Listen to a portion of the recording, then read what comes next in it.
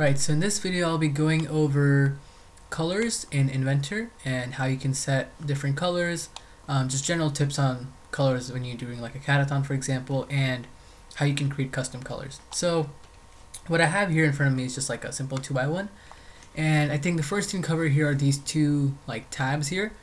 So the tab on the left, right, if you don't already know, that's for materials. So in Inventor, materials and appearances are two different things, right? So the appearance is like the color, and the material is like the physical properties basically. And if I change this to, like, let's say bamboo, right, you can see my color changes, but you can change the color independent of the material, right? So the difference the material makes is like the weight, for example. So Inventor has like database stored with like the density of all these materials, and so if you go here, right click, hide properties, physical, you see it gives this mass for like my 2x1. This is really useful in determining like how much my robot weighs, and then later when you have a whole assembly, like where the center of gravity is and if you should like try to offset the weight somewhere.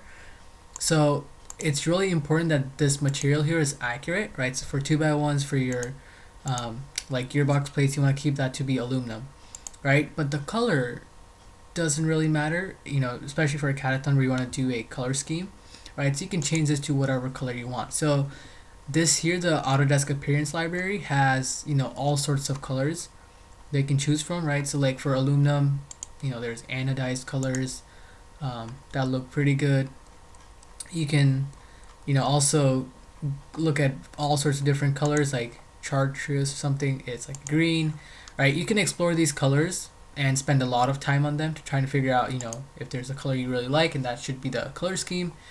Generally the way I do color schemes is I will pick a color, like a primary color, so that's what I use for my 2x1s, right? So for example, I could do like a anodized dark gray, that looks pretty good.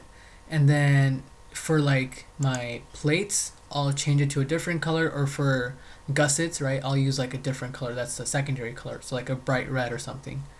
And then so you can play around with that color. There's one important thing to note here is like, so you see this side tube here, that's actually part of my drivetrain assembly. So I changed it to dark gray there, and you see how it's changed here. So my two 2x1s are dark gray. Now if you're in an assembly and you change the color, so you can select this 2x1, you see the color shows up here. If I were to change this to, let's say, anodized red, right, that doesn't change the color of the actual 2x1. Like if I open this file, right, I already have it open, it's still going to be dark gray, anodized dark gray. When you click on an assembly, it just changes the color of that individual like occurrence of the 2x1. That's why this other 2x1 here is still dark gray in color. So if you're doing like a asymmetrical color scheme or something, I would, then you can change colors in assembly.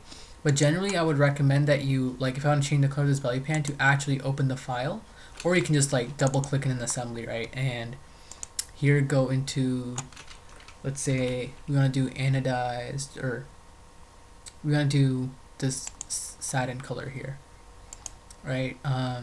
That way it makes sure that all occurrences of this file change that color, not just like one individual piece, right? So that's just your metal colors, right? And then for polycarb, right, so when you select polycarb, it will default to, when you select polycarbonate as a material, you have two options. You have smoke and clear, right? You can click smoke, and it creates this like yellow slash orange like smoked polycarb color, which I personally don't like that much. So what I just do is scroll down to there's colors called smoked, like a smoked, bronze, dark, and gray. So I generally like using smoked gray, because this is like what the smoked polycarb that we get usually looks like, and it also looks pretty good in like an assembly. So that's color for polycarb. Now let's say you didn't like the colors that are in here and you want to change this to a custom color. So then what you want to do is you want to hop into this like wheel here, the appearance library, or appearance browser, and here it'll show you like a bigger picture of the materials, and you can also create new appearances. So you want to do is create a new appearance, and you have all these like starting types basically. And so like for 2x1 you might want to do a metal, right? You can do metallic paint as well. So I'll try doing a metal, and then here you can select all sorts of settings. So you can set a name. So like this is my custom MVRT purple, for example, right?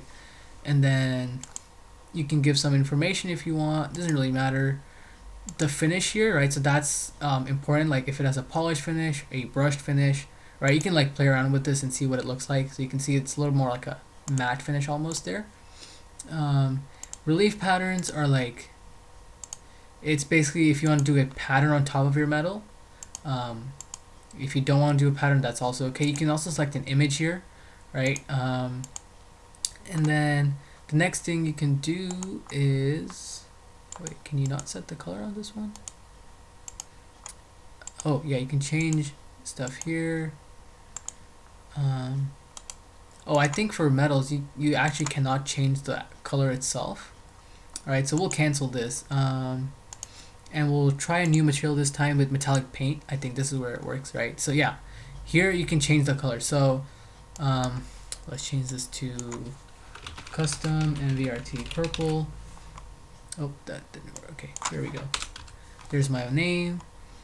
Here's the RGB value. So you can select like one of the existing colors, or you can do create custom color, just define custom colors here.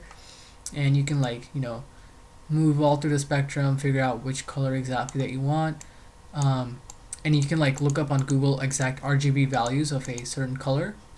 If you've seen that color on like a company or something like that, right? So I'll do this random purple that I picked. This is not like the actual MVRT purple. And then if you want to have like flecks of paint on the surface, you can check that. You want to have pearls or not, you can check that. And then the highlight spread, again, these are just settings that change how it looks, right? And then the top coat, do you want it to be a smooth or like a orange peel sort of coat? And then you want a matte finish on it. Do you want a custom or a chrome finish, right? You can do all sorts of things. And then if you hit OK, right, it'll create that new appearance, the custom MVRT purple there. And what I like doing is, if I'm going to be using this color for all sorts of things, add to favorites, right? Because what that does is basically now if I go into like my plate 1 gearbox, right, it's a completely different file. I can just go in here, select favorites, go back, and my custom MVRT purple shows up. So you see I have like a bunch of different colors here, custom MVRT purple, and it changes to this weird shiny purple, or like very faint purple, but you get the point, right? So that's how you can change and create custom colors. And yeah, it's in your favorites library, so you can just always go back to these. Like I created this hot pink metal color at some point, and I can always go back to it, and it's very easy to change colors then, right? So yeah, that's how you can do colors in Inventor.